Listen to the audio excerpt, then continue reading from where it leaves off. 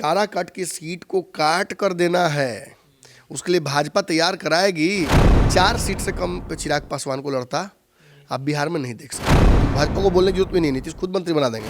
जो पशुपति पारस बहुत हल्के में लिए जा रहे थे वो अब हल्के में नहीं लिया सकते। जदयू अपनी सीट काट के उपेंद्र कुशवाहा को देगी, तो पीछे से अशोक चौधरी ललन सिंह मोए मोए नहीं कर देते। एक दिन लालू जी, एक दिन मीसा भारती जी, एक दिन तेजस्वी यादव जी, एक दिन तेज, पूरा परिवार का एकदम समझ लीजिए अस्त व्यस्त हो गया है।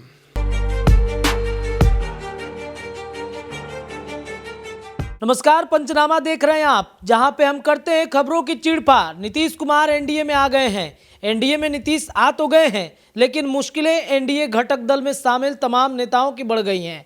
ऐसा इसलिए क्योंकि 2024 के चुनाव नजदीक आते ही सीटों के बंटवारे पर एनडीए गठबंधन में भी पेंच फंस जाएगा। देखिए, जब महागठबंधन में थे तब लगातार हम आपको विशेष पंचनामा के माध्यम से सीटों के बंटवारे पर चर्चा करके चीड़-फाड़ करवा रहे थे अपने डॉक्टर साहब से। अब चूंकि परिस्थितियां बदल गई, नीतीश कुमार आ गए एनडीए में, तो क्या डील हुआ है सीट बंटवारे को लेकर, क्या चर्चा हुई है? क्या जीतन राम मांझी, उपेंद्र कुशवाहा, चिराग पासवान या फिर जो साथी दल हैं, या फिर पशुपति पारस की बातचीत की जाए, या फिर जदयू के तमाम जो सांसद हैं उनके टिकटों का क्या होगा? क्या नीतीश कुमार ने गलती तो नहीं कर दी? नरेंद्र मोदी की निगाहें नीतीश कुमार की क्या उन सीटों पर है? चलिए विशेष चीड़-फाड़ करवाएंगे। अपने संपादक नमन मिश्रा सर के पास जुड़ते हैं और बातचीत करते हैं कि सर, नीतीश कुमार एनडीए में आ तो गए हैं, लेकिन आने से पहले नीतीश ने क्या सीटों को लेकर समझौता कर लिया था नरेंद्र मोदी से या फिर अमित शाह से, जेपी नड्डा से? क्योंकि इधर भी तो बहुत सारे लोग हैं जो उनके दूर विरोधी हैं और वो नहीं चाहते कि भाई जो हमारा सीट है, जो डील हुआ था, वो सीट कम हो। कैसे हो पाएगा सर ये? देखिए, जो हमें जानकारी मिली थी, सबसे बड़ी नेगोशिएशन उस वक्त नीतीश कुमार जी के लिए था कि वो सीएम की कुर्सी वापस अपने पाले में कर लें। इसलिए सीटों को लेकर बातचीत उन्होंने नहीं की, बहुत चालाकी वाला काम किए। अगर वो सीटों को लेकर बात कर लेते तो शायद ये पेज तभी फंस जाता। आपको कभी आप गाड़ी या साइकिल कुछ खरीदे हैं? जी बिल्कुल सर। तो आपको पता है उसके साथ एक्सेसरीज होता है। जो कंपनी होती है वो एक्सेसरीज का दाम नहीं लिखती है अलग से। वो बाद में जब गाड़ी खरीदने जाएगा तो कहेगी इसमें तो स्टैंडर्ड नहीं है, तो सर ओनली 6000। इसमें सीटें नहीं हैं, ओनली 10,000।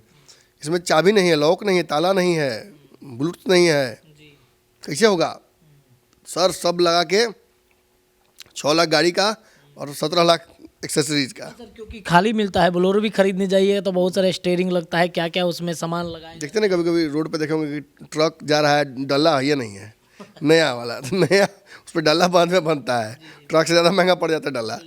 कहने का मतलब ये है कि चलाक बिजनेसमैन वही है जो मेन जगह पे पहले ध्यान रखे। नीतीश को मुख्यमंत्री बनना था, मुख्यमंत्री बने रहना था, मुख्यमंत्री के अलावा उनको कुछ बहुत इच्छा नहीं थी।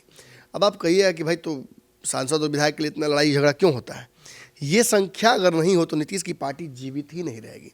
लोग कहते हैं जीने के लिए ऑक्सीजन की आवश्यकता बहुत है, बिना पानी के जी के दिखाई तो जी के दिखाइए, 1 मिनट भी नहीं जी पाएंगे।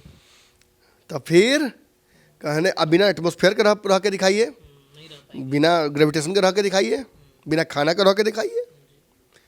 है, हर चीज़ की आवश्यकता होती है। हम बस जनरलाइजेशन में बात कभी कभी कर देते हैं। नीतीश को मुख्यमंत्री बने रहने के लिए जो कुर्बानी देनी पड़े वो देने के लिए तैयार है, लेकिन पार्टियों तो बचा कर रखना है। आप अक्सर देखेंगे छोटी पार्टियां 5 सीट दे दो, 10 सीट दे दो, क्यों बोलती हैं? सबके पार्टी के एग्जिस्टेंस का एक फॉर्मूला होता है। अगर आपकी पार्टी चुनाव नहीं लड़ती है उतनी सीटों पर तो उसकी मान्यता समाप्त हो सकती है। ये चुनाव आयोग का नियम है। और अगर आप किसी गठबंधन में हैं तो जान के चुनाव लड़िएगा खिलाफ में, तो क्या होगा? कमजोर कीजिएगा प्रत्याशी को, सामने वाले को, अपने गठबंधन के प्रत्याशी को। फिर करिएगा तो छोड़ देगा आपको, नहीं छोड़ेगा। ये तो गठबंधन धर्म के खिलाफ है। आपको इसका एग्जाम्पल समझाते हैं, इसका हम लोग के जीवन में ही हुआ है। आपको याद होगा पिछली बार मुकेश सहनी लास्ट मोमेंट में गए थे एनडीए में, 4 विधायक उनके जीते थे। वो 4 ही सीट पर चुनाव नहीं लड़े थे, 1 सीट पर और चुनाव लड़े थे। शायद आपको भी याद हो कि नहीं। जिस पटना साहिब में आप हैं, इस बांकीपुर सीट से नॉमिनेशन किया था उनके प्रत्याशी ने, उनके सिंबल पर।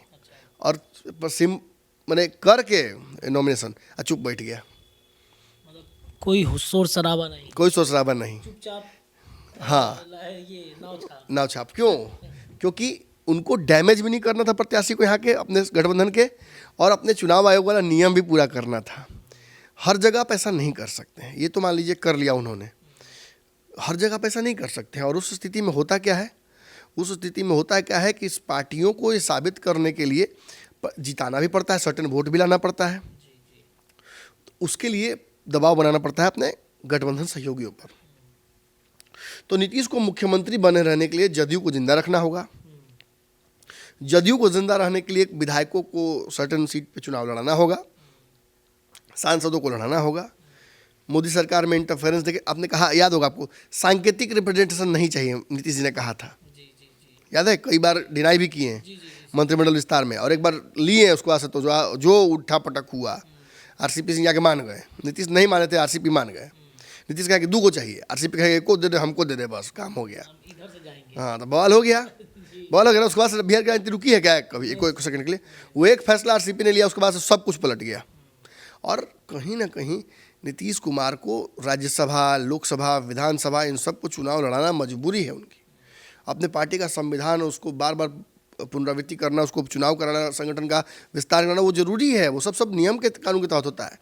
तो अगर नीतीश इधर आए हैं तो नीतीश कुमार ने निश्चित तौर पर सीटों को लेकर कोई बात विवाद नहीं किया है।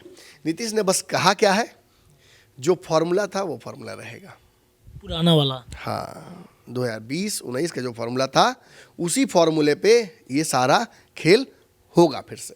भाजपा को भी कोई दिक्कत नहीं उस फॉर्मूले से। क्या दिक्कत होगी? सर, भाजपा को दिक्कत नहीं है, घटक दल है, उनको तो दिक्कत होगी ना। वो तो बड़ा आस लगा के आए होंगे, चलिए मोदी जी के साथ हैं। देखिए, राजनीति में पहले आओ पहले पाओ वाला नियम काम नहीं करता है। तो पीछे ऐसा क्या, अशोक चौधरी, ललन सिंह मोए मोए नहीं कर देते। राजनीति में ऐसा नहीं होता है, वरना 40 विधायक वाले मुख्यमंत्री नहीं रहते। जिनकी ज़्यादा जनसंख्या होती है वो होते। राजद भी दबाव नहीं बना पाई, भाजपा भी दबाव नहीं बना पाई। क्यों? क्योंकि पहले आओ पहले पाओ नहीं होता है। यहाँ प्रासंगिकता बड़ी महत्वपूर्ण होती है कि प्रासंगिक क्या है। नीतीश को मुख्यमंत्री बने रहने के लिए गृह विभाग तक छोड़ना पड़ सकता है, जो स्थिति बनी हुई है अभी। हालांकि देखते हैं क्या होता है, नीतीश जाने नहीं जाते हैं ऐसे गलती करने के लिए, लेकिन गृह विभाग सुन रहे हैं ना, आपके चौधरी के पास जाएगा, इसको लेकर पेच भी फंसा हुआ है। इसलिए मंत्रिमंडल विस्तार जल्दी होता दिख नहीं रहा है। होता है तो फिर क्या होता है वो सब देखेंगे हम लोग। लेकिन अब हम लोग आज सीट पे बात करने आए हैं। तो देखिए, जो घटक दलों की बात आप कर रहे हैं, इन घटक दलों का दावा ही कितनी सीटों पर है। चिराग पासवान कितनी सीट मांग रहे हैं? चिराग पासवान खुलकर कह रहे हैं कि हमको अपनी पुरानी सीटें चाहिए। चिराग पासवान कितना सीट पर चुनाव लड़े थे? पिछली बार तो दोनों एक ही था, तो 6 सीटों पर चुनाव लड़ा। हमने गलत सवाल पूछा। चिराग पासवान जी के पिताजी उस वक्त थे, तो रामविलास पासवान कितनी सीट पर चुनाव लड़े थे? 6 सीटों पर। 6 सीट पर चुनाव लड़ेंगे। इस बार भी 6 पे लड़ेंगे। रामविलास पासवान जी लड़ेंगे, चिराग पासवान नहीं लड़ेंगे। रामविलास पासवान मतलब संयुक्त रालोजपा, लोजपार, संयुक्त तौर पर, हाँ, संयुक्त तौर पर लोजपा मतलब रामविलास पासवान, और वो 6 सीटों पर चुनाव लड़ेगी ही। हाँ, अब इसमें है कि राज्यसभा की भी सीटें हैं, उसमें भी कुछ एडजस्टमेंट होगा। अभी इस वक्त थोड़ी कटुता तो हुई है। जिस तरीके से चिराग पासवान को तथाकथित रूप से ये हमें कहना पड़ेगा, हमें ये दावा किया जा रहा है कि उनको डिप्टी सीएम बनाना चाहते थे भाजपा के लोग, प्रधानमंत्री चाहते थे, अमित शाह चाहते थे, जेपी नड्डा चाहते थे, नीतीश को भी मना लिया गया था, और माँ भी चाहती थी। अब अंतिम समय में इन्होंने ना कह दिया, तो इससे भी भाजपा थोड़ा सा कुंठित हुआ है इनको लेकर। लेकिन इस बात, there is no denying this, कि Chirag Paswan will be a very big asset for BJP in upcoming 2 elections. मैंने थी वाला भी, लोकसभा वाला भी और विधानसभा वाले। उनकी फैन फॉलोइंग तगड़ी है, उनके पीछे बिहार के युवा दीवाने हैं, और अब तेजस्वी यादव का तो हो ही गया मोए मोए, तो इसके बाद कोई युवा बचता है क्या? तो जो युवा सामने दिख रहा है उसके पीछे बिहार के युवा भागेंगे।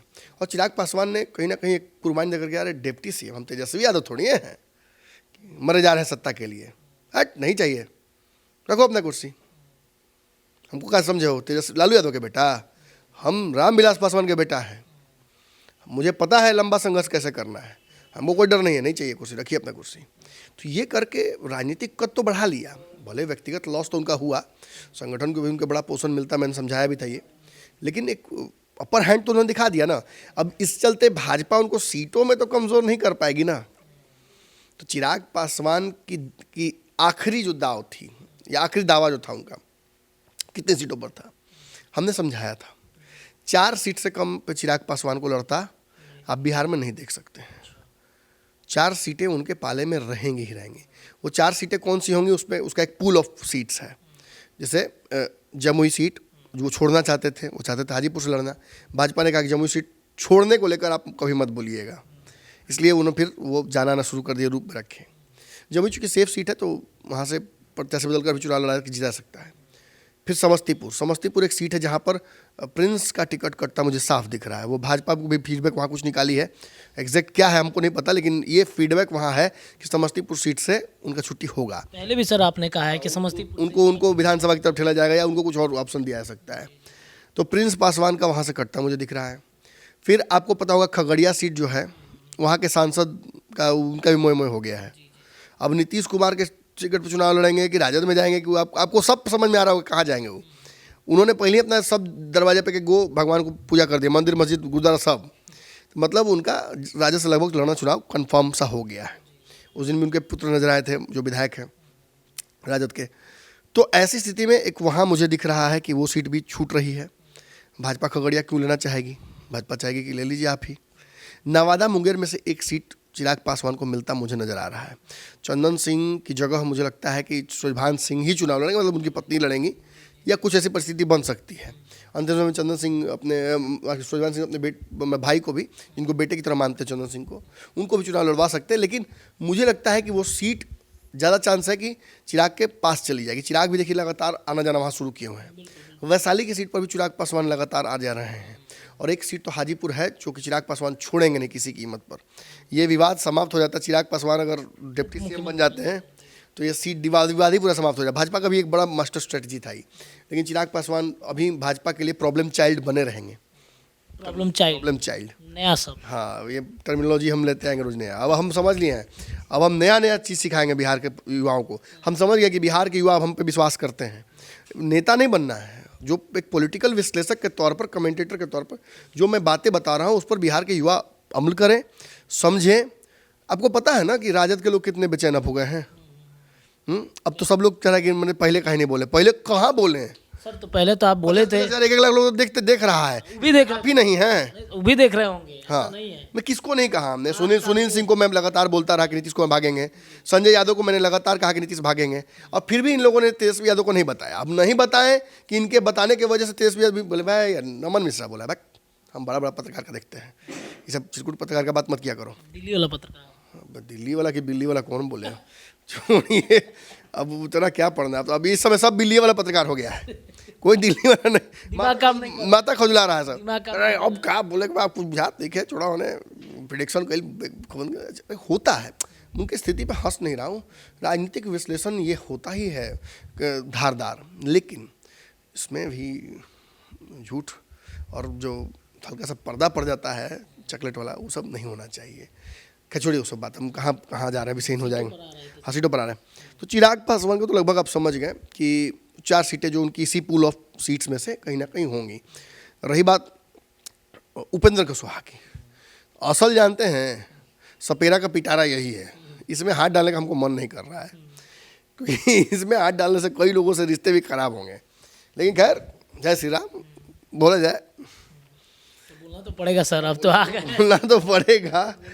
उपेंद्र कुशवाहा जी की सीटें तो गई, न पार्टी रहा न सीट रहा, विशुद्ध मोह असली मोह। निश्चित तौर पर उपेंद्र कुशवाहा का पार्टी का रजिस्ट्रेशन भी अब तक नहीं हुआ है। हालांकि people will have their different opinion on this, but I think कि चिराग पासवान की पार्टी तो चुनाव बहुत आराम से लड़ रही है। उपेंद्र कुशवाहा पर भाजपा की भ्रिकुटी है, और अब नीतीश आ गए हैं तो डबल भ्रिकुटी, तो ये थोड़ा सा मुश्किल है। मुझे लगता है कि इनकी पार्टी का रजिस्ट्रेशन शायद ही चुनाव तक हो पाए, या उसको टेक्निकल पेज में फंसी रह जाए। मुझे लगता है कि चिराग पासवान की तरह अपने सिंबल पे तो चुनाव नहीं लड़ पाएंगे, और कहीं ना कहीं आई थिंक उपेंद्र कुशवाहा दिखाएंगे तो नहीं, but he will have a very comfort in contesting it from either BJP और JDU सिंबल। अभी कैसे होगा वो हम समझाएंगे, लेकिन जो 3 सीटों पर दावा एकदम पूरी तरीके से था उपेंद्र कुशवाहा का, ये दावा घटता है। मुझे 2 सीटों से ज़्यादा अब उपेंद्र कुशवाहा लड़ते नज़र नहीं आ रहे हैं किसी भी जोड़ घटाव की परिस्थितियों में। सिर्फ 2 सीट? सिर्फ 2 सीट। मुझे तो सर लग रहा था कि एक ही सीट पर दावादार होगी, सिर्फ उपेंद्र कुशवाहा। अब क्या चाहते हैं मैंने कि मैंने जो सर बीजेपी और जदयू की बात कर रहे हैं, मुझे लगता है कि एक ही सीट या तो जदयू की तरफ से या तो बीजेपी की तरफ से मिल सकती नहीं, उपेंद्र कुशवाहा की पार्टी में खास बात है कि उपेंद्र कुशवाहा से भी जब ज़्यादा बड़े बड़े नाम अब जुड़ गए हैं। अब समझ रहे हैं मैं क्या कहना चाह रहा हूँ। तो उपेंद्र कुशवाहा जी के 2 जगह से चुनाव लड़े थे, हारे थे, कुछ दिन पहले की बात है। तो उनको भी राज्यसभा या किसी भी सभा में जाना जरूरी है, लोकसभा चल जाए। तो ऐसे में जो एक सीट जदयू कुर्बान कर सकती है काराकाट का, वो तो कुर्बान करना ही पड़ेगा। महाबल सिंह का टिकट कटेगा वहाँ से, तो वहाँ से कटेगा तो वहाँ से उपेंद्र कुशवाहा का लड़ना है। अब एक बात बताइए, जदयू अपनी सीटिंग सीट काट के उपेंद्र कुशवाहा को देगी किसके दबाव में? या तो भाजपा के दबाव में, या उपेंद्र कुशवाहा या नीतीश कुमार। चल भाई भाई ना है, अब जब एनडीए में आ ही गए तो उपेंद्र कुशवाहा से क्या दुश्मनी करना है, दोस्ती कर लेते हैं। जब जब जब, जब इतना बोल दिए जीतन राम मांझी को, और फिर अपने का तो माफ़ी मांगे हैं, जीतन राम मांझी खुलासा किए हैं। बिल्कुल गए हैं मिलने के लिए तो बोले कि अरे पुरानी बातों को भूल जाइए, कुछ लोग हमको कान भर दिया था। हाँ तो चलिए, तो ठीक है। तो जब तो खूने तो निकलते आ रहे थे उपेंद्र कुशवाहा जी। हो सकता है कि नीतीश कुमार खून दे दे उपेंद्र कुशवाहा को, छोटे भाई को। राजनीतिक खून तो चाहिए, एक बोतल में तो उपेंद्र कुशवाहा काम चल जाता है। एक बोतल का जुगाड़ फिर कर लेते भाजपा से। कहने का मतलब देखिए, इसको मजाक मत लीजिए, सीरियसली समझिए कि काराकाट की सीट को काट कर देना है, उसके लिए भाजपा तैयार कराएगी। और भाजपा जब तैयार कराएगी, बस में सबसे पहले आप अपनी सीट देखते हैं ना, पहले बैठते हैं, उसके बाद ना किसी का कहते हल्का सा कि हाँ बैठ भाई बैठ बैठ बैठ बैठ, अच्छा हट ना भाई, थोड़ा सा एडजस्ट कर लीजिए, सजेस्ट ऐसे नहीं करते हैं। उपेंद्र जी नहीं बैठेंगे तो आपको लगता है क्या कि अपने किसी आदमी को बैठा पाएंगे? तो सबसे पहले काराकाट की सीट तो कन्फर्म लग रही है।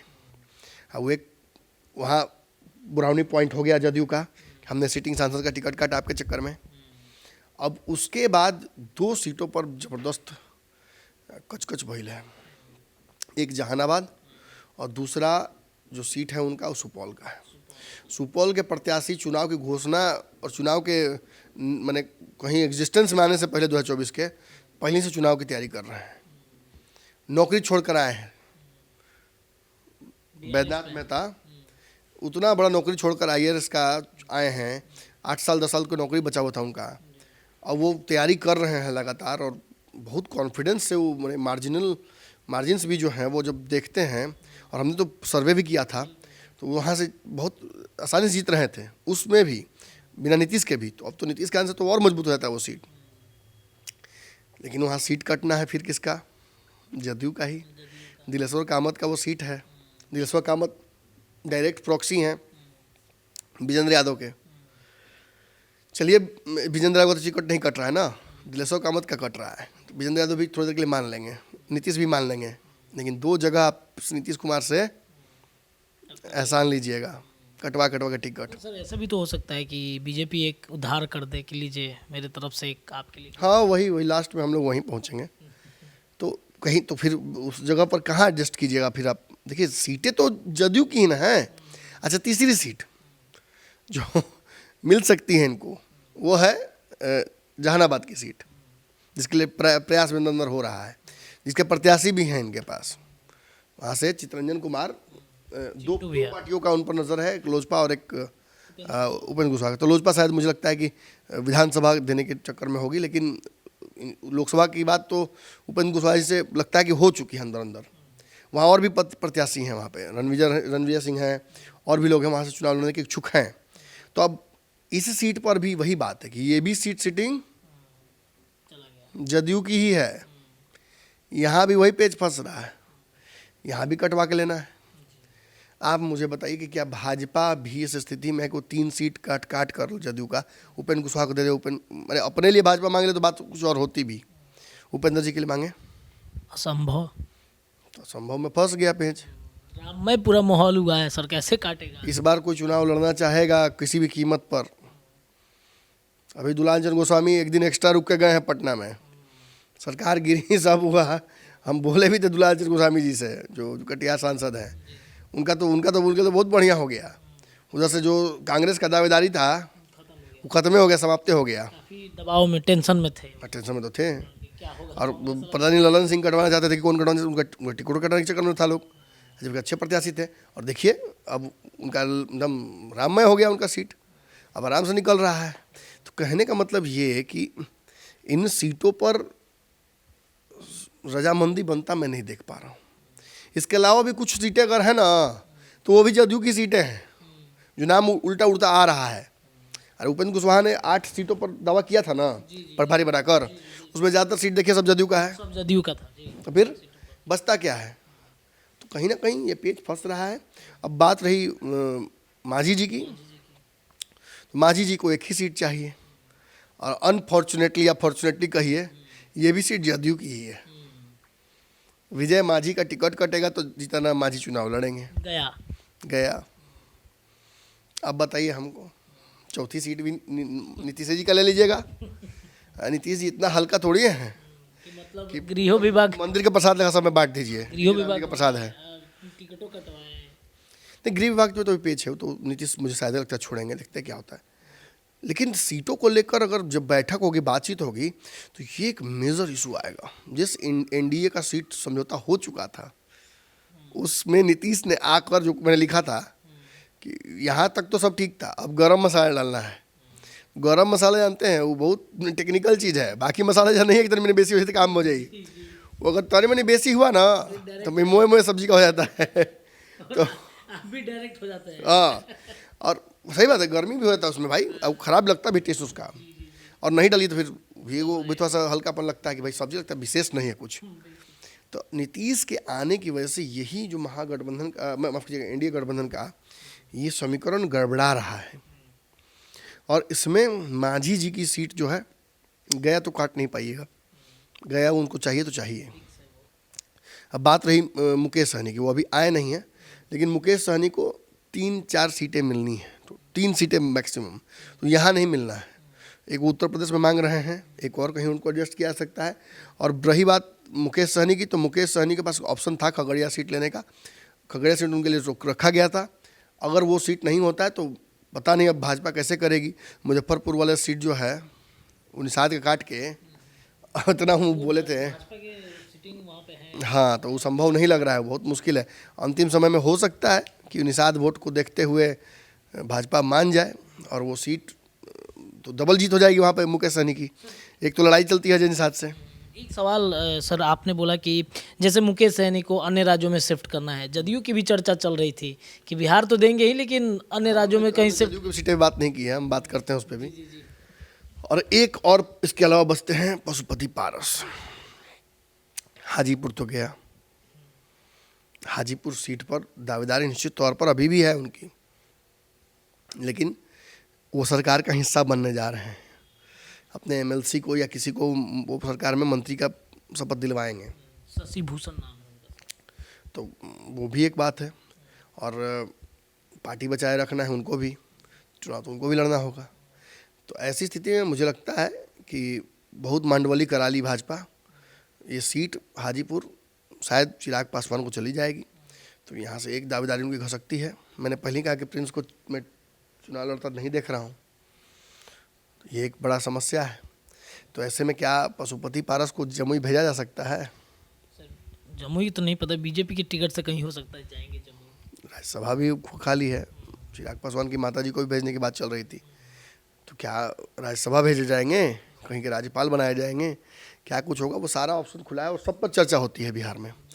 नीतीश के आने के बाद एक चीज़ जरूर हो जाता है कि जो पशुपति पारस बहुत हल्के में लिए जा रहे थे, वो अब हल्के में नहीं ले जा सकते हैं। कॉन्फिडेंस बढ़ गया है पशुपति बढ़ गया है। अब इधर मंत्री नीतीश, भाजपा को बोलने की जरूरत भी नहीं, नीतीश खुद मंत्री बना देंगे, भाजपा को बोलने की जरूरत भी नहीं है। और दूसरी बात, जहाँ तक हम सब की जानकारी है, अभी भी पशुपति पारस जो केंद्र में मंत्री हैं, वो जदयू कोटे से ही हैं। मन जदयू ने एक पे जो फंसाया था चिराग के खिलाफ, वो अभी भी वहाँ एग्जिस्ट करता है। और अभी तक चिराग पासवान केंद्र में मंत्री बनने का सपने देख रहे हैं, शपथ लेंगे, शपथ लेंगे, शपथ लेंगे, शपथ लेंगे, तो लास्ट में शपथ लेने का हुआ वो छोड़ दिए, शपथ पत्र छपवा के फड़वा दिए, वो भी नहीं हो पाया। तो यहाँ एक बहुत बड़ा पेंच फंसता मुझे दिख रहा है। और पशुपति पारस को किसी भी स्थिति में 2 सीटें तो मिलेंगी ही मिलेंगी। अब मुझे ये समझ में नहीं आ रहा, खगड़िया वही हाल है, वैशाली वही हाल है, समस्तीपुर का वही हाल है, हाजीपुर का वही हाल है।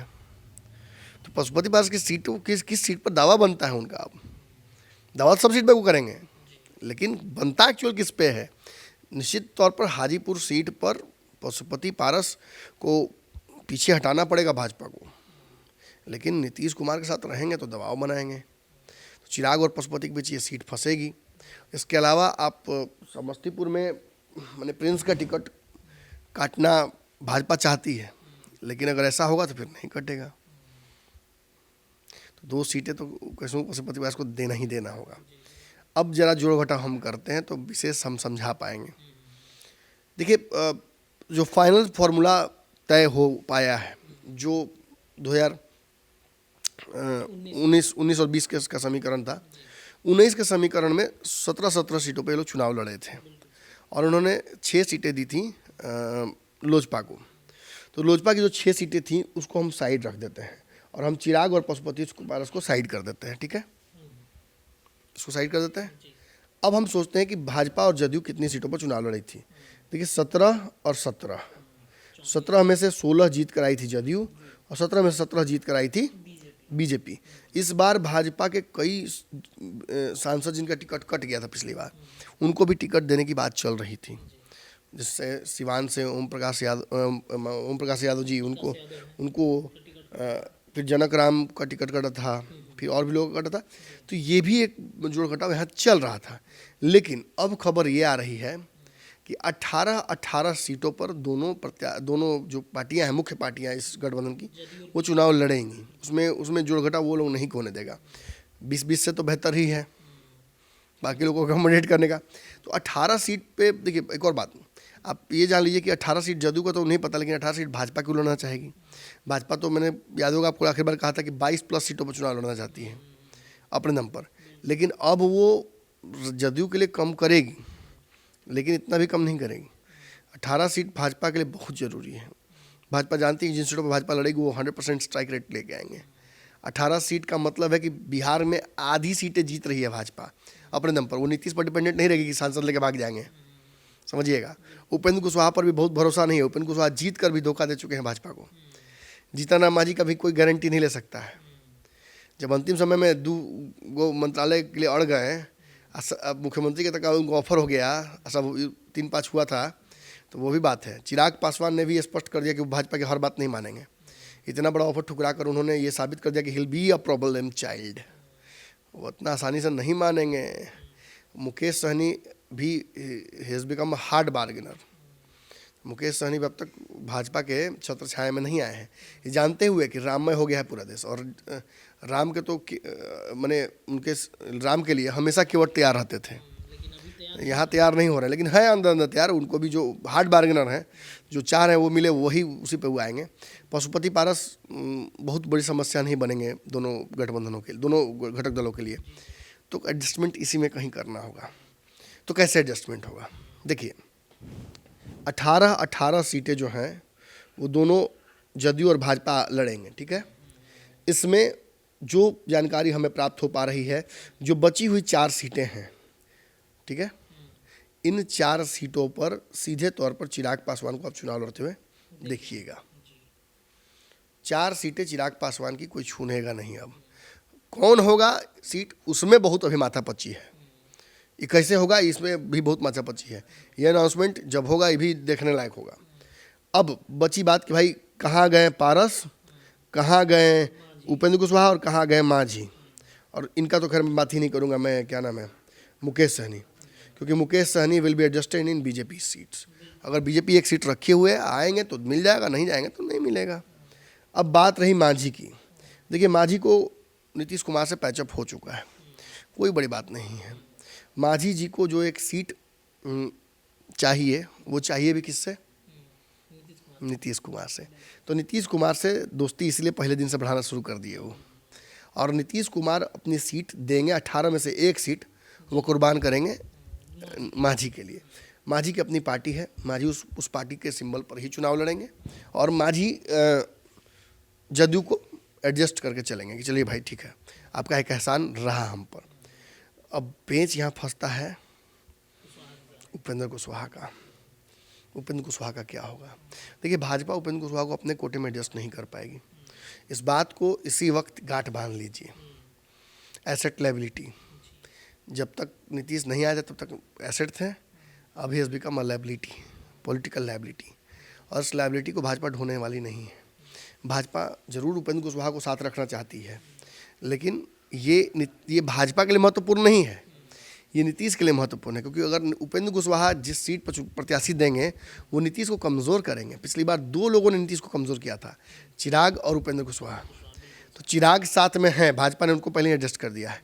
रही उपेंद्र कुशवाहा की बात, तो भाजपा ये प्रस्ताव रखेगी नीतीश कुमार के सामने, देख लीजिए सर, आप ही को करना है, या आप ही का वोट काटेंगे। 3 सीट मांग रहे हैं, देखिए क्या कर सकते हैं। मुझे लगता है सर उपेंद्र कुशवाहा मान भी जाए, क्योंकि विधानसभा भी तो लड़ना है, विधानसभा की कई सीटों हाँ बिल्कुल, और कई लोगों को अपने एडजस्ट करेंगे वो आगे, लेकिन फिलहाल तो उपेंद्र कुशवाहा खुद जाना जरूरी है। तो एक जदयू की सीट तो उनको चाहिए ही चाहिए। तो नीतीश कुमार से दोस्ती करेंगे तो एक सीट वहाँ लेंगे, तो एक सीट और मांग लेंगे नीतीश कुमार से कहीं। मुझे लगता है कि अब 3 सीटें तो उपेंद्र कुशवाहा को मिलने से नहीं, 2 ही सीट पे कहीं खेल होगा। तो एक सीट कुर्बान मांझी के लिए करेगी जदयू, और 2 सीट उपेंद्र कुशवाहा के लिए कुर्बान नहीं बीजेपी क्यों करेगी, नीतीश से करवाया जाएगा। नीतीश कुमार जी कुर्बानी कीजिए, आप मुख्यमंत्री हैं, मुख्यमंत्री के पास ज़्यादा होता है पैसा, कुछ दे दीजिए, दान करिए, दान पुण्य करते रहना चाहिए। तो ऐसी स्थिति उत्पन्न की जाएगी अगर वाकई नीतीश कुमार नहीं तैयार होंगे दूसरी सीट के लिए कि भाई नहीं देंगे हम उपेंद्र कुशवाहा को दूसरी सीट। एक सीट दे रहे हैं काट के अपने प्रत्याशी का, हम नहीं देंगे दूसरा सीट, आप समझिए। तो भाजपा कहीं ना कहीं उपेंद्र कुशवाहा को भागने से रोकने के लिए अपने पास पाले से एक सीट कुर्बान कर सकते हैं। देखो, मैं जो बोल रहा हूँ फैक्चुअल बात बोल रहा हूँ, मैं हवा की बात नहीं कर रहा हूँ। दूसरा से तीसरा आप नहीं देखिएगा। और आप ये भी देखिएगा कि अगर भाजपा अपने सिंबल अगर देगी उनको टिकट, तो भाजपा अपने सिंबल पर ही चुनाव लड़वाएगी। जदयू देगी तो जदयू अपने सिंबल पर चुनाव लड़ाएगी। ये पूरा कोशिश रहेगा भाजपा जदयू का, ताकि कहीं भाग ना पाए, कहीं इधर उधर न कर पाए। तो ये भी एक पेज फंसेगा। और रही बात पशुपति पारस की, तो Pashupati Paras will be adjusted in BJP court. उनका और कहीं उनका केस नहीं जाएगा। तो ज़्यादा सर मुझे नहीं लगता है कि संत टाइप आदमी है, ज़्यादा कुछ चाहिए। ऐसा थोड़े संत आप कह दिए तो मान लेंगे हम क्या? सब मांग रहे हैं वही। भतीजा का पार्टी तोड़ दिए, 100 विधायक सांसद सब लेके भाग गए। तो ऐसा थोड़ी है, वो भी कुछ महत्वाकांक्षी आदमी है और इतनी उम्र में भी राजनीति कर रहे हैं। नीतीश कुमार से ठंडा में मिल रहे हैं सुबह सुबह, और भाजपा से टिकट वो काट देते तो कहाँ रह जाते हैं एनडीए में। क्या सब सही जा रहा था, ये का एक डिटूर मार दिए नीतीश कुमार आके, जो घुस गए चलते गाड़ी में दाएं से मार दिए, सबका समीकरण गड़बड़ा गया। कुछ कोई कुछ सोच रहा था, कोई कुछ सोच रहा था, सारा सवारी बैठाना पड़ा बीजेपी को। तब क्या, अब ऐसे में सबका समीकरण बिगड़ा है। तो नहीं, कहीं ना कहीं इसमें एडजस्ट किया जाएगा और एनडीए का कुनबा बहुत नहीं बड़ा रहेगा। एनडीए का कुनबा इस बार छूटा नहीं होने वाला है। सबको पता है क्या आ रहा है, सबको पता है कि इस बार का लहर क्या है, कोई गड़बड़ाएगा नहीं। जो गड़बड़ा गए उनको तो देख ही रहे आप कितना उन पर राम के खिलाफ, मैं मजाक नहीं उड़ा रहा हूँ, लेकिन सनातन राम के खिलाफ, सनातन के खिलाफ बोले 5 राज्य में तूती फूका गया। अब बचा कुचा था तो अब एक दिन लालू जी, एक दिन मीसा भारती जी, एक दिन तेजस्वी यादव जी, एक दिन तेज, पूरा परिवार का एकदम समझ लीजिए अस्त व्यस्त हो गया है। तो खैर ये मैं नहीं कह रहा हूँ कि श्राप लगा है किसी का भगवान का, लेकिन इस वक्त की नज़ाकत को समझ नहीं पाए, सियासी नज़ाकत को। और सियासत इतना विचारधारा से कॉम्प्रोमाइज़ लोग कर लेते हैं कभी कभी, और फिर कभी कभी इतना अकड़ जाते हैं जैसे चिराग ने अकड़ गए कि कुछ कहा नहीं जा सकता है। सीटें लग कमोबेश हमने जो बताया इसी हिसाब से चीज़ें होंगी, उसमें कोई बहुत चेंजेस आप नहीं देखिएगा। 18 का समीकरण बन चुका है, 4 चिराग पासवान को छूने नहीं जा रहा है। अब इसमें यही है कि नीतीश कुमार की तरफ 3 सीटें भाजपा की निकलवा के उधर दिला दे, अपना अभी 1-2-3 सीट घटवाएगी, लेकिन वही है, अंततः इसी पर समीकरण बनेगा। चलिए देखते हैं नीतीश कुमार क्या अपने पुराने साथियों के लिए ये सीटों की कुर्बानी देते हैं कि नहीं। जो चुनावी राजनीतिक खून देने की बात उपेंद्र कुशवाहा करते थे, वो नीतीश कुमार राजनीति खून उपेंद्र कुशवाहा के लिए देंगे कि नहीं। सीटों को लेकर अब चर्चाएं तेज हो जाएंगी। 2024 का चुनाव भी है, एनडीए गठबंधन बन चुका है, अभी तो मंत्रिमंडल में ही मामला फंसा है, देखते हैं सीटों पर क्या कुछ निष्कर्ष निकलता है। फिलहाल हमारे संपादक ने सीटों पर चीड़-फाड़ कर दिया है कि कमोबेश यही स्थिति रहेगी 18-18 और फिर बचता है 4, तो इन सीटों पर सबको एडजस्ट कैसे करना है उस पर चीड़-फाड़ हो गया। फिलहाल आज के पंचनामा में इतना ही, लेकिन चीड़-फाड़ जारी रहेगा। जुड़े रहिए हमारे चैनल के साथ। धन्यवाद।